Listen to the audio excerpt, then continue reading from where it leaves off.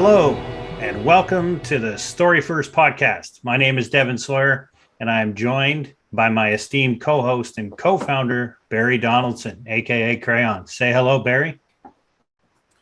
Hello, everyone. Good morning, good evening, wherever you may be.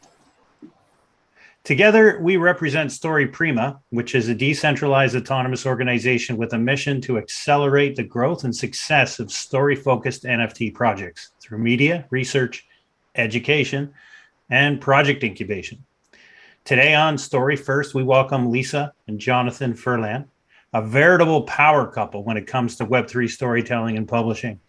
I'll let them each tell their origin story in a moment, but I wanted to say how excited we are to host this podcast because it is clear that we share similar beliefs and values as it relates to the future of storytelling in Web3 with community and technology as key enablers. Like us at Story Prima, we're putting cycles into understanding the space and how it is going to evolve. So let's jump in. Jonathan, let's start with you. Tell us your origin story. How did you get, how do we find you here in Web3 down the rabbit hole with us? Yeah, I think we're both really excited to be here. And I think I started into the Web3 journey, probably, again, from all the podcasts I listen to, probably very similar to most of the people listening here, where I started kind of dabbling with the Bitcoin, Ethereum pieces, ramping up, and then getting into NFTs a little bit late last summer. And then like Constitution DAO, got into the DAO pieces a little bit more, just ramping up. And then going full down the rabbit hole over the winter, getting really into like the Web3 spaces, the DAO spaces, trying to understand that. And then I was wrong. I made a bet with Lisa, and she'll talk about her part, but I realized after a few days that I was completely, and I had no idea how Web3 could impact literature. And like I told her that I was going to come up with some ideas within like a day. I'm like, yeah, no, we're good. I'm going to figure out some ideas. We'll revolutionize everything. And then like a day later, I was like, well, I'm stuck. And so then we started changing the path, and some of the other really smart people in the space we're looking into as well. Love it. Love it. Yeah, I mean, it definitely starts down the rabbit hole with it.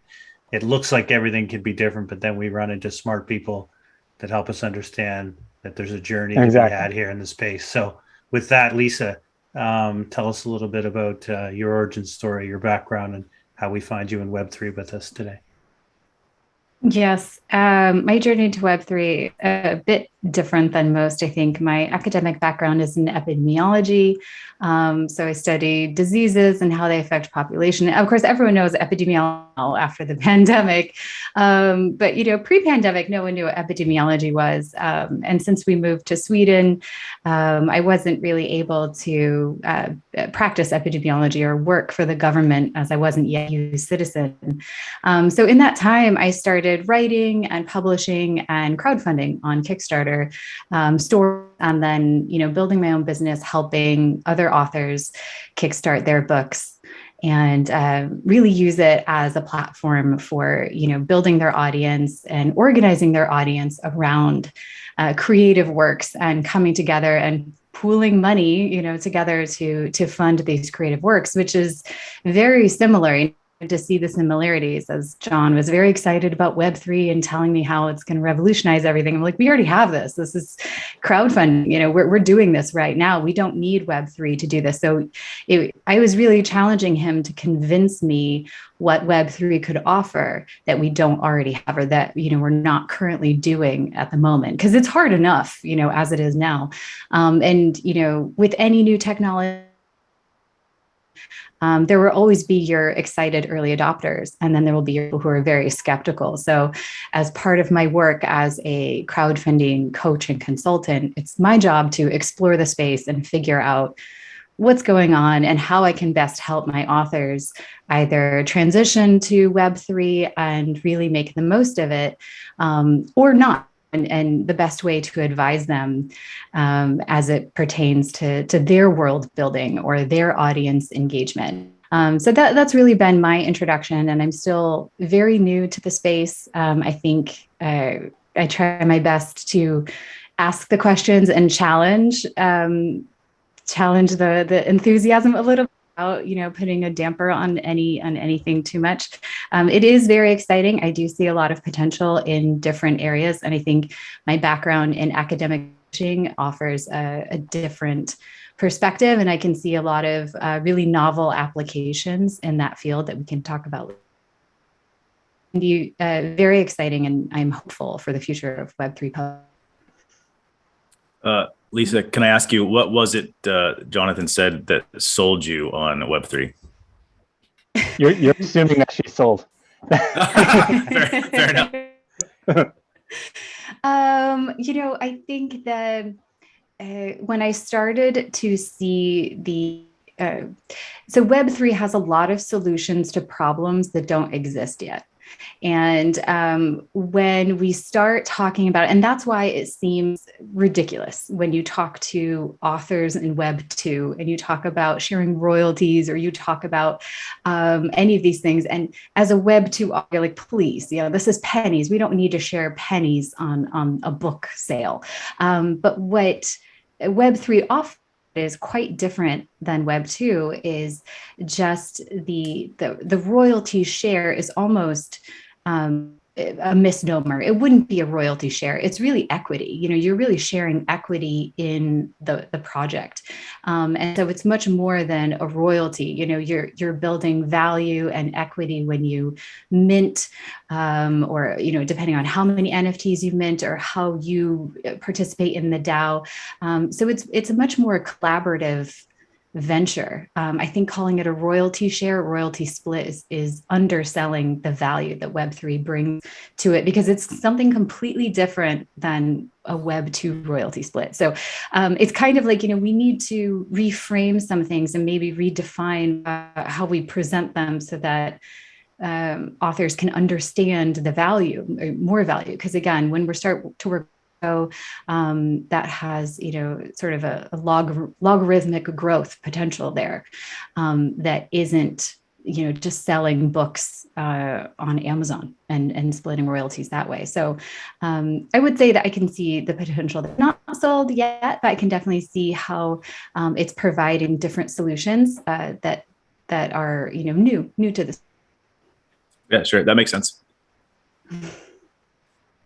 Yeah, and it's great. We, as we've started on this journey, because we really started as Web3 enthusiasts with a passion for storytelling, and we created Legends of Cypher as a story we wanted to tell and share with the Web3 community, because the nature of the story kind of is freedom versus control, centralization versus decentralization. But as we started to share that narrative, we came to realize that there's a lot of people creating content using NFT and blockchain technology. There isn't as many people reading it, so the opportunity to reach audience still really sits in Web 2. And so, what is that bridge? I think the one thing we've come to the conclusion that it's very early days, that the potential is there. So it's really great to see folks like you, Lisa, come in with a really practical view, because that's really what we're here at this podcast, is to educate folks on where we are in the market. And how do we mature together? Because I think there is an opportunity to do it differently, to do it better, to reward creators with greater equity in their intellectual property. So yeah, really excited to have this conversation. Jonathan, I want to come back to you for a second, because your original coverage where we got introduced, you did a mapping of Web3 literature projects. So tell us a little bit about, because you're covering the space and providing insight and commentary with Lisa's guidance and advice as well. But tell us about that. What are you seeing? How are you assessing the market as it exists? Yeah, and so laughing as you were kind of saying that, because I don't think we told you guys, but one thing we want to do kind of prepare for this is to do research on Story Prima DAO, like focus on the DAO part, so not the story. But Story Prima, the first draft, Lisa, like 10 minutes ago.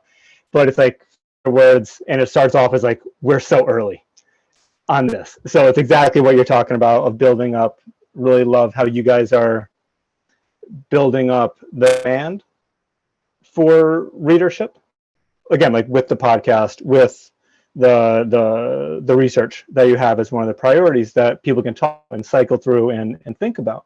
And then also incubating the stories with the education of the authors, the incubation of the stories to get those, you get the supply and demand piece kind of filtering through and getting that virtuous cycle, that flywheel going. So loved what you're talking. And I think that's part of it too, right? That with my work, I spend a lot of time doing research onto some more out there issues and technologies and business models for different executives. And so I come from that background. And then like you heard Lisa talking how she thinks about things from her side. And we were having a lot of really fun conversations.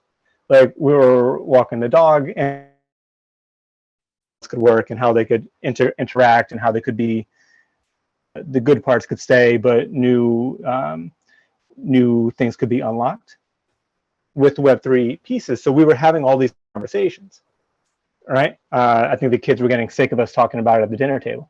And so eventually we were like, all right, let's just actually write these down there and just kind of see where it goes. Because I think, again, it is early. You need to have the community piece. You need to have the content piece. You need to have incentivization piece.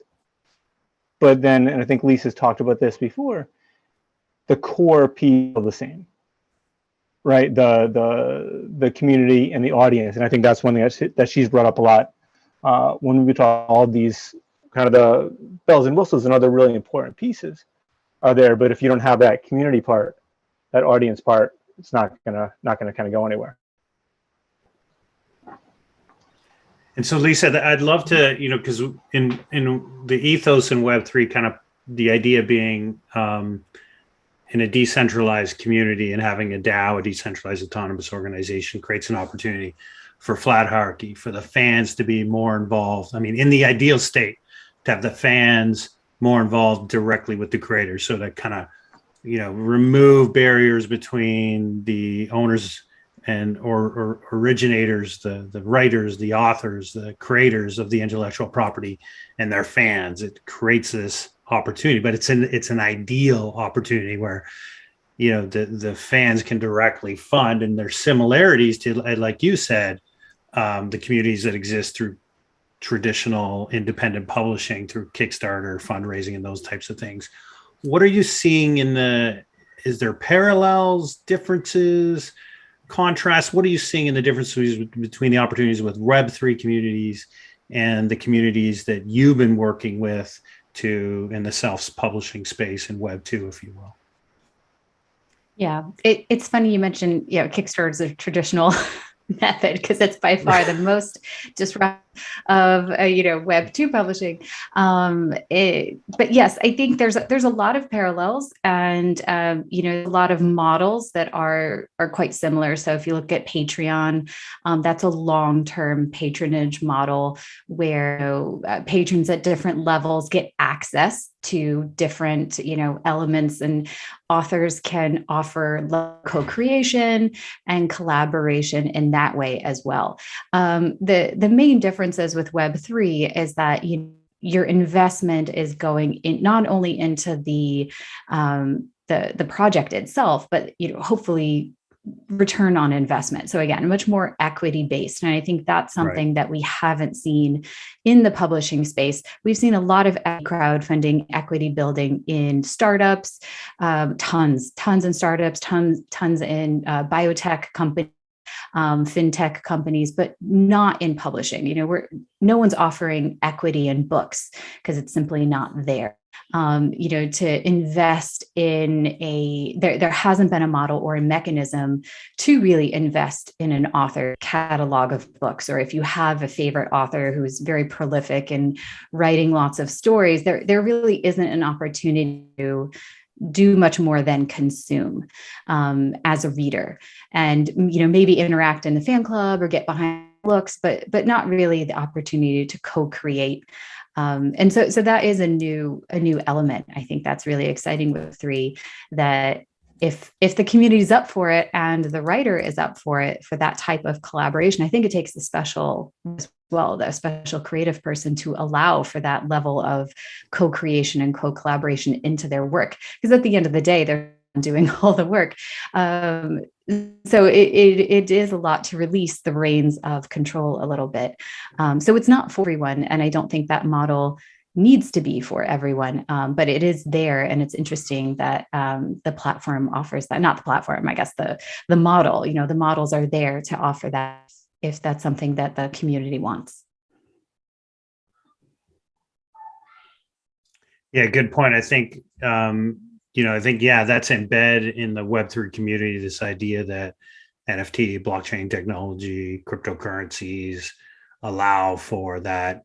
I don't want to call it instantaneous, but it certainly makes it very easy for community to create funding that could provide enough capital for a project or an author or creator to get something off the ground.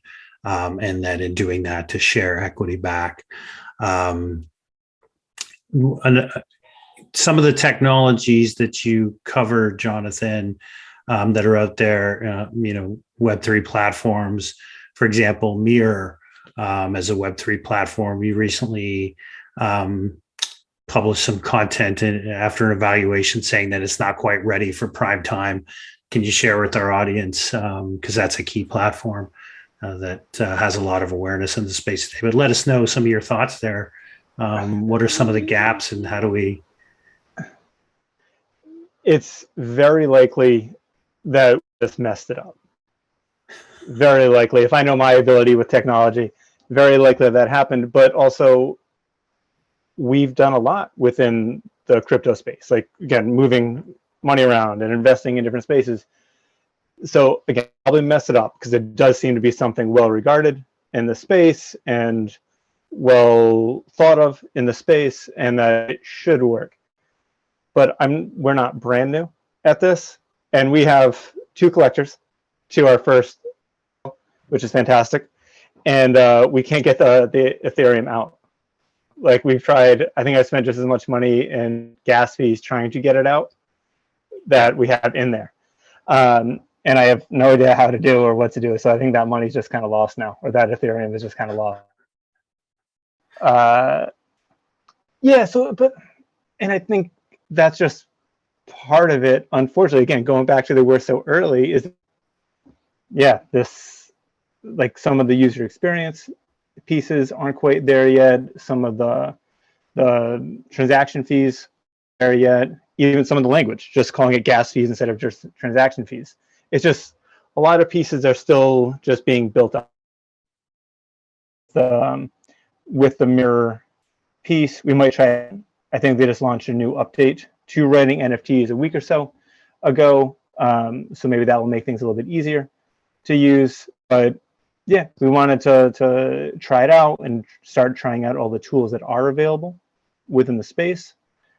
And that one hasn't worked for us. Right. Yeah, as much as we were hoping. Yeah. I can't recommend a tool if I can't figure it out myself. Teach someone how to use this tool or help onboard them. I need to have a clear understanding. And really at the core of that, my main gripe with Mirror, that I don't know if it's been fixed, is there was no direction. The instructions on their website weren't even updated. And then I couldn't get any help if I had a question. Absolutely zero customer support. And at the end of the day, when we're dealing with brand new people who may not be technologically savvy, I am not a 3D developer, I am not a computer scientist. It needs to be very clear, and the directions have to be forward. And even then, we need, a straightforward guide to help people with updated instructions. So it's kind of like, at the very least, to have an FAQ or a guide that goes along with it to walk people through the process, because this can be a lot of money. And you do see the headlines saying, 4.8 million of ETH are locked in a wallet that no one can access, and that it would discourage someone from even trying. Not that that's a problem that I anticipate we're going to have. But you don't want to scare people away. Yeah, you don't want to scare people away from even trying because of the terminology is a bit off and strange, and then the instructions are unclear. So when it comes to testing it out, I'm very happy to test out platforms so that, be, a beta tester. But yeah, I just think, again, with the early technology, there's going to be a lot of growth, and we need to be patient and circle back and try again. Yeah, I love that you guys are digging in and sharing honest opinion, because we in Web3 we need people like yourselves that are encouraging, teaching other folks in Web2 about the opportunity here. And if the platforms aren't working, that's how we're going to lose people really quick on the adoption curve. And we're looking for scale, and we're looking for speed of scale. But if the experiences aren't there, it's better to be warned away from it and directed to something that does work, while another protocol or platform may have the potential it can fix itself. So, would encourage folks to follow you both. The space is moving quite quickly. Oh, sorry. Yeah, the space is moving quite quickly. So I was able to, add a WordPress plugin for MetaMask. So I can accept, ETH on my WordPress plugin on my WordPress website. Wow. Even need a Web3 site minting, they're moving forward in terms of making Web2 more compatible with Web3. So I think we're going to start to see blending and bring people tools on both platforms that are, can talk to one another, or interoperable, which I think is absolutely, because that's how you're going to get more crossover, is if you can allow authors to either stay where they're comfortable and create new tools as a stepping stone before moving, completely over to Web3. Amazing. So there's a WordPress plugin that allows you to what again? Connect to your MetaMask wallet. So I accept ETH into my MetaMask wallet. I plugged in my address and added the key and did all that stuff. It works. Wow. So amazing. Yeah. So it's coming. So, and there will be more, I'm sure. That was just a very simple plugin. In your research, Jonathan, what other platforms have you explored, and would you say might be getting close to hitting the mark that would support Lisa and some of her community in self-publishing in Web3? So we've looked at a few so far. We have like a long list of ones that we want to go to get us for a while. But the ones we've looked at so far, one was the Tales of Elatora. That's one. They've done a fantastic job. And the reason we highlighted that is because how interestingly they're using NFTs. So they have dynamic NFTs, so it changes based on like the time of day in their fictional world. It changes like when you refresh the data. It's modular. So when you first create the NFT, you get both a weapon and a character, and then you can swap and mix it as you go. And then one thing I liked a lot is that, like Lisa was talking about before, that creating the story based on kind of community feedback can be hard, right? Because Barry, it would be hard for you to write a story, be like, oh, I need to get this done in the next week so we get the next vote, right? Like I don't think you guys are doing that, but if you base it based on votes, that makes it really hard. And the important part is getting the good story. Yeah, right? It's the idea of, so it's kind of like the idea of it's a choose your own adventure story from when I'm 40 when I was 10, and I'm sure they had them before that too. But when I was a kid, they had these books, choose the way it ended. Yeah, and I think that idea is being worked on in like the Web3 space, but I don't think it can be open ended. It has to be some preset, like whoever the creative vision is needs to have like 2 or 3 or some small number of options from which to choose. Otherwise, it just goes off the rails. Yeah. So. Yeah, exactly.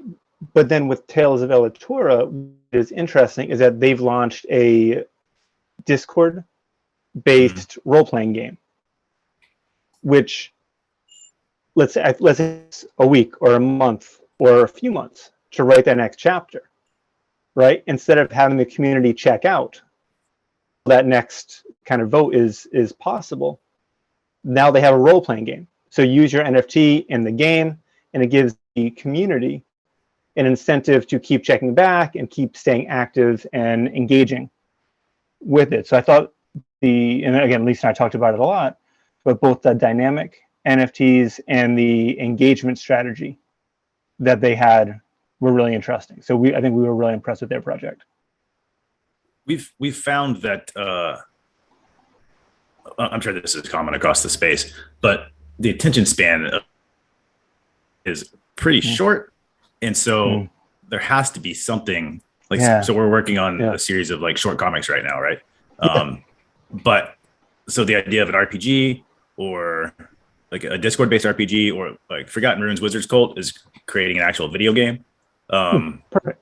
Any sort of thing to keep the community engaged between releases of whatever like your main exactly like, the main thrust project is. Yeah, so I think that was what we really like there. So and that sounds really cool what you guys are working on as well. Or just tag everyone in every Discord update you post. That's what some of my Discord servers are doing. I keep getting in, you've been tagged in this, and I'm like, I go and check, and it's just a generic update. But yeah, you could do that. Try that method too. Yeah, spamming's a big problem in Web3 and certainly Discord. So as far as platforms now, I think you've tweeted about, in talking with some other authors that are studying the Web3 space, Readle as a decentralized platform. What's your view and take on that? Would you consider that ready for prime time as far as authors publishing, users consuming? Not sure. Yeah, so that's, again, on our list of pieces. We want to look into Readle. We want to look into SoulType. We want to look into a number of the other tools that are out there. PageDAO as well. I think they're also doing really interesting things from the DAO. So, but where I do this when Lisa's working late at night with clients. So we have stuff out a little bit, but they're all on the list because I think, again, you need to have the infrastructure there. You need infrastructure to make it work. And so very excited, and hopefully that the Readle and the SoulTypes and the other ones are as good as we hope them to be. I'm sure they are. Yeah, I know that I've read a little bit, and I've talked to the guys from PageDAO, and actually we're going to have them on the podcast. But both those projects are building infrastructure. Yeah, Readle's working on publishing, some sort of on-chain publishing, and then PageDAO is trying to build their own EVM Cosmos blockchain for publishing. So I don't know how that works. I'm not a coder at all. It's cool. but that's the infrastructure, right? Like people are building it. So yeah. I think we'll definitely stay in touch, and encourage the audience to follow you, Jonathan, and Lisa, for continued perspective on these platforms as they evolve. And we'll stay in touch if we get PageDAO on the show. And we're starting a weekly spaces as a side note, in the hopes that we can kind of keep these conversations live and going as we evolve the community of infrastructure, community of practice together. So as far as the overall storytelling in the space, Jonathan, you covered was it a Batman, a DC Comics entrance into so that's a popular legacy-based Web 2, Web 1, Web 0 brand coming into Web 3. Pretty wild. Tell us your learnings, thoughts about that project, how it landed. Yeah, so I think that was the second one that Lisa and I did, and the interesting part there was, again, how kind of accessible they made it, that they had a lot of the bells and whistles, like whether you can decide how the story goes or how you can use your NFT in interesting ways, but you can also just pay with credit card. Again, like talking about with being, once you start integrating the Web3 into the Web2, and it's a seamless connection, that's a good entry point, because then someone has their NFTs, they can get into it. They that demand of readers who are reading in the Web3 space, and then they can go from, it's more like the big tent project that can raise the opportunity for everyone, I think. Yeah, exactly. I mean, I think Web3 is so new to authors, and then of course to readers. I have no idea really what it is or what you're offering. So what I liked about that project again was just the ability to pay with credit card. They didn't even have to deal with crypto or create a wallet or worry about losing their passcodes or whatever scary things that come at them, especially because Batman is pre-internet. So generally the demographics are a little older and maybe not as open to create accounts on websites. So it was a very, I think, mindful approach to reaching a new demographic of people. And any large project like that is good for everybody. It's good for the community because it brings more people in, it introduces the concept in a new way, and maybe opens the doors to new readers that may not have really been in the space before. So I think it's always a big positive when we see a large company coming in and trying something new. But what was really interesting, and I think Jonathan, you brought this up, was just the number that they minted was the same as the Bored Apes Yacht Club, right? So I mean, in terms of an indie launch versus a huge established launch, they were quite comparable. So the possibilities for indie right now, very similar to, you don't need to have DC Comics behind you to be successful. You can be successful as well. But I mean, we're talking a year ago compared to now. So we need to factor in all of the elements there. But I thought it was a really interesting element to that launch. Yeah, and because I think, again, DC Batman are huge projects or huge IP, but they weren't doing anything that these independent publishers are doing, right? They were doing all the things, but they weren't doing anything more, right? Doing all things that are accessible to the new project that might be coming out next week, right? So same tools that are available. And then, like Lisa was saying, they did a really good job of a needle on their audience, right? That I think they released like 200,000 NFTs. It was something like that. Because they were like, we don't want to sell out. We don't want people to get into gas wars, like transaction wars. We don't want to upset any of our core customers, right? The people that love the brand that they built up over the last 50 years, they didn't want them to go away empty-handed and upset. But they monetized on the passion. They said, we're opening this up for like 2 days or a week, whatever it was that they did. So they said, if you love our kind of story and you want to get NFTs, now's your chance. You can mint as many as you want. We're not going to sell out, but after that, it's closed. We gave you your window. And so they still have that kind of the tight limit of how many NFTs are there, but it's created based on the fan passion, not the kind of, or just top-down decision making. So the scarcity was created through the window of time. Exactly. The fans created the scarcity. Okay. Very cool. Which again was an interesting way for them to go about it. Barry? Well, yeah. Well, two things. Well, you talk about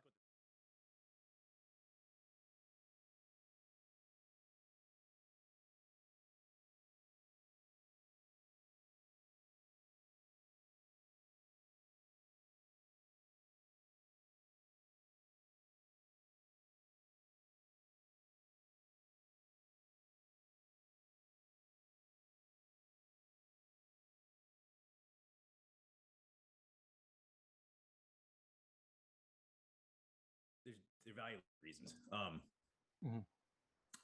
But my other question, you talked about you brought up that they didn't really do anything for a novel when they released the Batman those NFTs. I'm curious what you guys think this new technology might enable that is novel for writing in particular, but then just creatives in general. I mean, I've got my own thoughts, but I'm curious what you get. Yeah, and so sorry, when I meant they didn't do anything novel within the Web3 space compared to what an indie or publisher could do. So like the Web3 stuff is still cool. Don't get me wrong on that. Yeah. Oh yeah, no, totally. I understand. And you're right, but I'm curious. Like that's a big company with a ton of money, right? If they had a vision, they could hire a bunch of developers and something and see if it works. I'm just curious if so. Like I think that we're going to be able to combine. So like I brought up the. Oh my god, I forgot. I lost my train of thought. The choose your own adventure stories. I think that's going to become a viable thing that really will be able to be fleshed out utilizing NFTs as we progress and the technology gets better and better. Curious if you guys have come across any ideas of things you might that might become possible with this new technology. Lisa, anything from your side? Not to take it in a completely different direction, but I think going back to academic publishing, I could see academic publishing doing really well in terms of paying the writers and having a more equitable access to academic published, peer-reviewed published journals. Just because right now, I mean, especially, we're talking current pandemic, post-pandemic, I don't know what phase we're in right now, but we've had multiple years of the pandemic. And what was interesting during the pandemic was that all of the academic journals dropped their paywalls. So they made all of their information freely available. And we finally saw the power of what happens when we share peer-reviewed information freely with everyone, and everyone's brains can work on it. And so I really see the power of, and I'm sure other people do, the power when the community comes in and says, we value this and we want access to it, and we're willing to mint NFTs to this academic peer-reviewed journal that makes all of their articles free to the public, free to access. I could see the community really, coming into that. And then also from the author side, from the academic side, saying, I'm going to publish my work there because they value what I do. They value my work and are willing to pay for it and make it freely available to the public. So I think it could really revolutionize not only scientific advancement and technology by making more academic publishing freely available without the very expensive paywalls journal to journal that we have now. So what they did for COVID when they dropped the paywalls and everything was available, we had huge advancements in vaccine technology, huge breakthroughs in other vaccines and other diseases that had nothing to do with COVID whatsoever. We have major vaccine improvements for cancer treatment coming, Alzheimer's. I mean, that the possibilities are really endless and really exciting. And so I see that, in a way, this is publishing related. It's not, super creative, but it's really exciting in terms of the impact that it can have on our human population and how we manage diseases and health in the future. Yeah, that's 100%. And I think that speaks to like one of the key underlying this move towards decentralization with Ethereum in particular, because Bitcoin obviously, but Ethereum is a bit more community focused, like people work together and are nice to each other. But they're working on sharing information in an open kind of permissionless way. So basically crowdsourcing all. So some of literally the smartest people in the world building this technology, sharing information. So it's so cool. I think the idea of a public blockchain enabling a public internet, enabling public good becomes very viable when you remove walls that are erected by centralized organizations, centralized governments, centralized banks.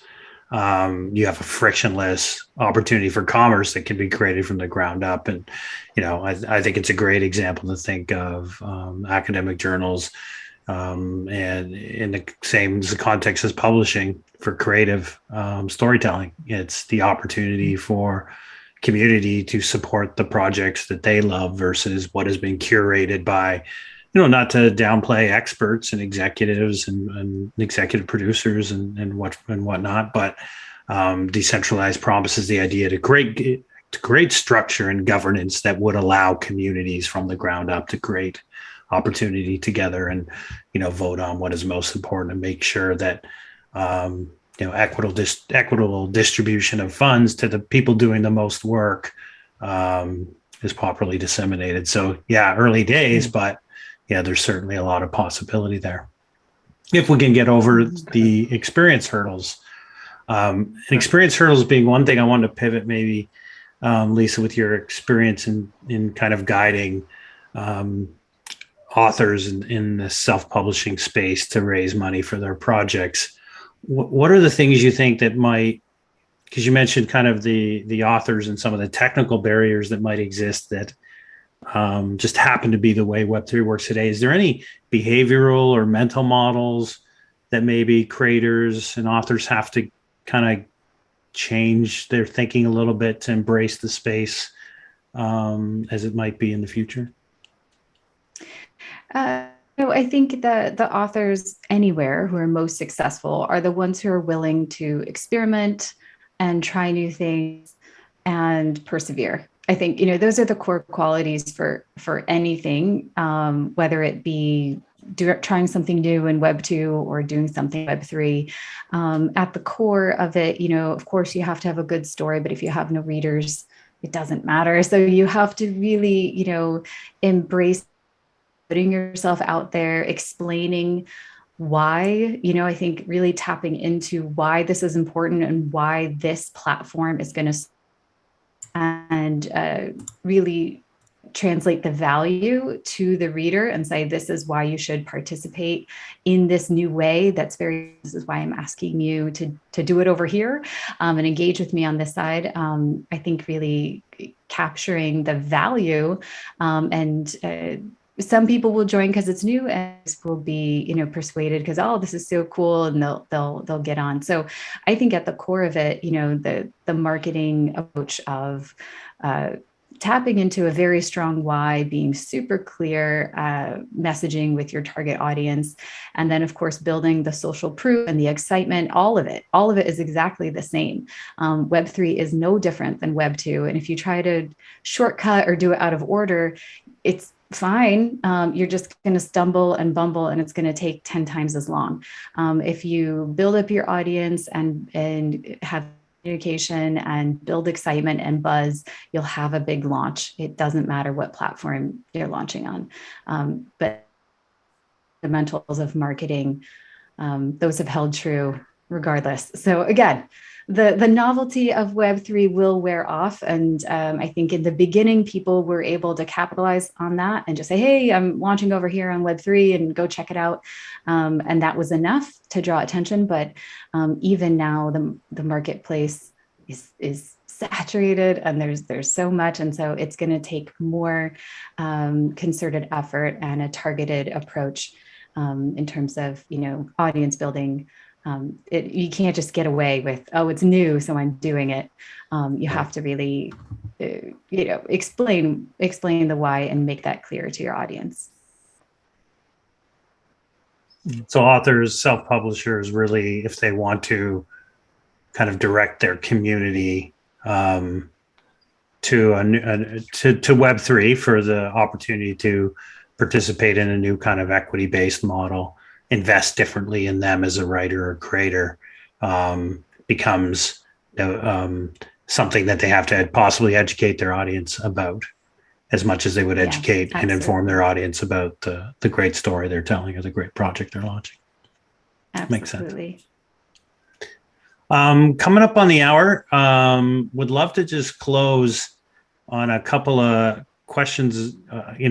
First off, two-part question. So part one will be, what are your key learnings? Like, what's the one thing you've learned coming into the Web3 space as it relates to storytelling in Web3? And then what are you looking forward to learning? Like what's next on your agenda? You mentioned you've got a list of things, Jonathan, but love to hear from each of you. Kind of what is your one key learning to date, and what are you looking forward to diving into in the future? Oh, I'll go first. My one key learning to date with Web3 is just, I'd say the community is passionate. And what a wonderful entry, what a wonderful way to join a Discord than to be welcomed and get the fire symbols and everyone's super excited. We have a very small newsletter. We have the highest email open rate I have ever seen. I've had a newsletter going for years. My newsletters about Web3 have a 70% open rate, and incredible. I mean, it's insane. People are really excited about this and about the potential and are willing to learn. And it's a small group. It's a small group of dedicated, passionate people. So I would say that the takeaway is that, embrace the community and don't be afraid to introduce yourself and jump in, because it's a very warm, passionate, and welcome community that I have found.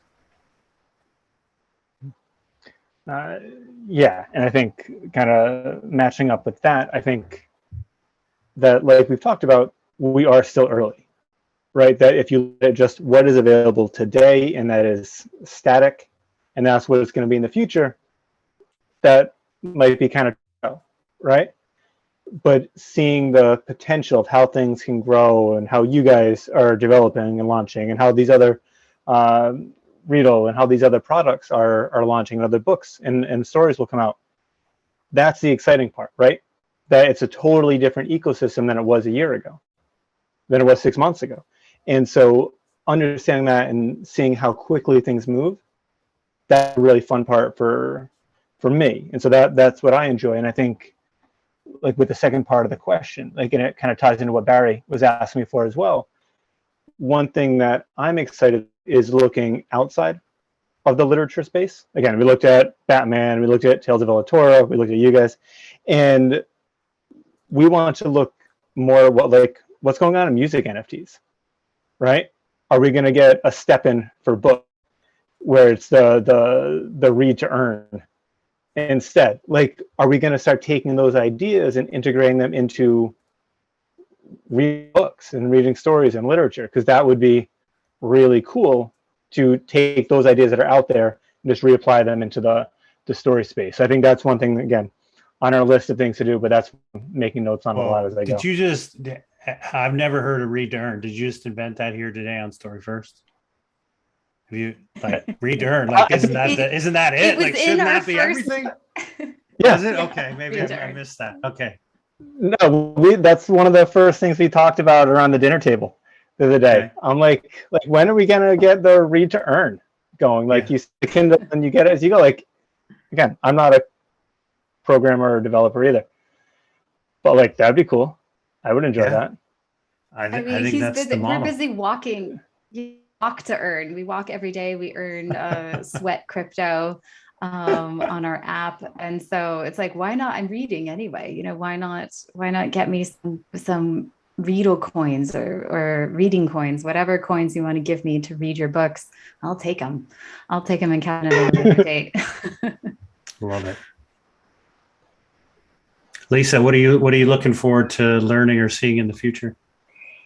I'm looking forward to seeing all the things we don't even know about yet. I think it's really exciting to talk to people about this and watch their brains work. And I get to work with such amazing authors who have universes of books and games and animations and toys, and they already have these worlds, and they can see easily how they can apply in the Web3 space, and how people can really enjoy their artwork in a different way, how it can be dynamic. I think dynamic art is really cool and unique in the Web3 space in terms of enhancing the reader experience in a really visual way that we can't can't do with current ebooks. The ebooks, even they do have some animated ebooks as well that, I think Amazon experimented with a little bit. But if we had, even more dynamic ebooks, where the book kind of comes to life and the animations and the graphics change as you read them, that would be so cool. I don't know what's possible. I think that's the exciting part. So I'm looking forward to just looking back on this and being like, wow, we had no idea where it was going to go in the future. Smart people out there and creative people and wonderful people to work with. So it'll be really exciting to see what they come up with. You mentioned the ebooks. I think that over the next decades, as movies get easier to make and more people have, I don't know if more people can have screens because everybody's got a smartphone, right? But as movies get easier to make, I think we're going to see some types of books combined with movies. And so we'll have some hybrid, like a Netflix series or Amazon series, and kind of move away from just static words on page to a more visual experience. You're not going to take Moby Dick and turn it into a visual experience, right? Some types of literature are going to stay just a literature because people just want to read the words. But I think people are consume the stories in a different way, just to be entertained more visually than words on page. So I'm all excited to see how that plays out over the next, some amounts of time. So. Yeah, I think there's the convergence of different forms of storytelling coming together, in Web3 and metaverse type experiences is one thing. And like you said, there's lots of excitement and passion in the space to do things in unique ways, to carve out a unique space for Web3. And then when you combine that with the confluence of the economics between, royalty licensing models, equity, new opportunities to invest and gain equity in an author. Now, all of a sudden, you've got the creator truly owning the IP on their terms, whether, they've sold 10, 20, 30% of their intellectual property to their community. It's on their terms. But then everything that is created around that, whether the initial story becomes a comic, a short film, a movie, a blockbuster, an Academy Award winning, whatever, to me, the opportunity for the creator to retain more rights versus selling them outright to a studio and a publisher is pretty exciting. So when you see the opportunity for decentralized models like Readle, and there's going to be a decentralized Netflix. Somebody's working on it. We know they are. There's already a decentralized Spotify out there with Audius. These organizations, like you said, Lisa, they have a lot of passion, a lot of excitement. They're welcoming, and it's very early. So I do think that we're going to see some really exciting evolution in the space. So I wanted to bring this to a close, but we do have one last question. If we think about sort of community developed story, whether it be a writer or an author at the center of the community and their intellectual property, but the author becomes bigger because they've invested their time in building a community and the community's invested their time and money in the author or creator. How long until you think that type of community will be accepting a mainstream award in the future?